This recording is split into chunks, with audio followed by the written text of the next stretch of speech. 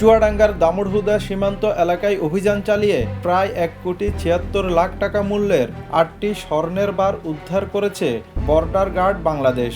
এই ঘটনায় স্বর্ণ পাচারের অভিযোগে মিজানুর রহমান নামের একজনকে আটক করা হয়েছে।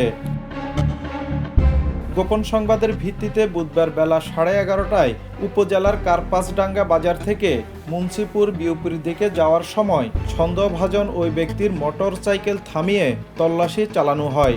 এ সময় তার কোমরের লুঙ্গির ভাঁজে টেপ দিয়ে মোড়ানো 8টি স্বর্ণের বার উদ্ধার করে বিজিবি। একই সঙ্গে জব্দ করা হয় পাচারের কাজে ব্যবহৃত মোটর সাইকেলটিও।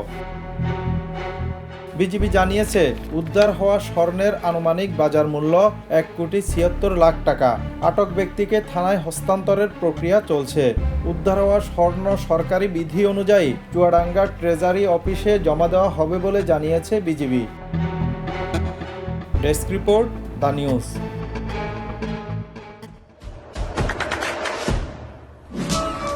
দেশে দেশে সবার সাথে দ্য নিউজ।